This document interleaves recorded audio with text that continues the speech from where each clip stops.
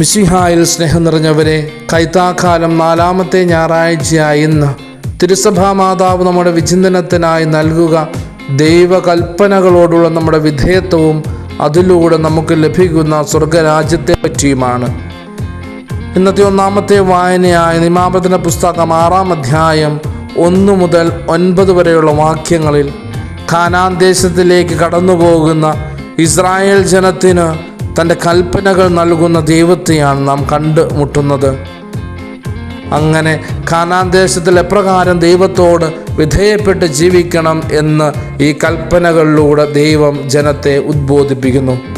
എന്നാൽ ഇന്നത്തെ 2-ാമത്തെ വായനയായ എസെക്കിയേൽ പ്രവാചകന്റെ പുസ്തകം 3-ാം അധ്യായം 16 മുതൽ 21 വരെയുള്ള വാക്യങ്ങളിൽ ദൈവത്തിൻ്റെ കൽപ്പനകൾ ധിക്കരിച്ച് അന്യദേവന്മാരുടെ പിറകെ പോയി അവരെ ആരാധിച്ച ഇസ്രായേൽ ജനത്തിന് എസെക്കിയേൽ പ്രവാചകനിലൂടെ താക്കീത് നൽകുന്ന ദൈവത്തെ നാം കണ്ടുമുട്ടുന്നു. തൻ്റെ സ്നേഹത്തിലേക്ക് കടന്നു വരുവാനും അതിലൂടെ അവിടുത്തെ സ്നേഹം മനസ്സിലാക്കി പുതിയൊരു സൃഷ്ടിയാകുവാനും എസെക്കിയേൽ പ്രവാചകനിലൂടെ ആ ജനത്തിന് ദൈവം താക്കീത് നൽകുന്നു. വീണ്ടും ഇന്നത്തെ 3-ാമത്തെ വായനയായ വിശുദ്ധ പൗലോസ് ശ്ലീഹാ തെസ്സലോനിക്കയിലെ സഭയ്ക്ക് എഴുതിയ 2-ാം ലേഖനം 2-ാം അധ്യായം 13 മുതൽ 17 വരെയുള്ള വാക്യങ്ങളിൽ ദൈവരാജ്യത്തെ പറ്റിയും ദൈവരാജ്യം അവകാശമാക്കുവാൻ നാം ചെയ്യേണ്ട കാര്യങ്ങളെ പറ്റിയും പൗലോസ് ശ്ലീഹാ നമ്മെ ഉദ്ബോധിപ്പിക്കുന്നു.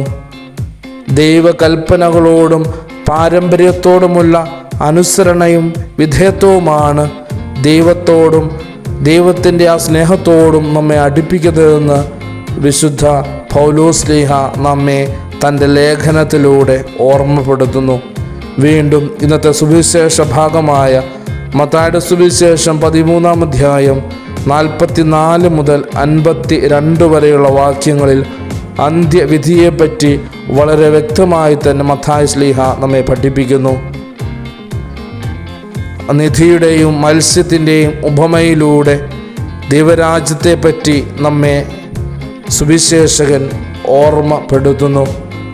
അന്ത്യവിധിയിൽ നാം എപ്രകാരമാണ് തരംതിരിക്കപ്പെടുക എന്ന് ഇതിലൂടെ സുവിശേഷകൻ നമ്മെ പഠിപ്പിക്കുന്നു. ദൈവകൽപ്പനകളോടും ദൈവത്തോടും വിധേയപ്പെട്ട് ജീവിക്കുമ്പോൾ നാം സ്വർഗരാജ്യത്തിൽ പ്രവേശിക്കുകയും ദൈവത്തിൻ്റെ മഹത്വത്തിൽ പങ്കുകാരാവുകയും ചെയ്യുമെന്ന് ഈ ഉപമകളിലൂടെ വിശുദ്ധ മത്തായി ശ്ലീഹാ നമ്മെ പഠിപ്പിക്കുന്നു. പ്രിയമുള്ളവരെ, നമ്മുടെ ഓരോരുത്തരുടെയും ജീവിതത്തിൽ ദൈവത്തോടും ദൈവവചനത്തോടും വിധേയപ്പെട്ട് ജീവിക്കുവാനായിട്ടും അതിലൂടെ സ്വർഗരാജ്യത്തിൻ്റെ അവകാശികളായി തീരുവാനുമായിട്ടുള്ള വലിയ കൃപയ്ക്കായി നമുക്ക് പ്രാർത്ഥിക്കാം. ദൈവം നമ്മെല്ലാവരെയും സമൃദ്ധമായി അനുഗ്രഹിക്കട്ടെ.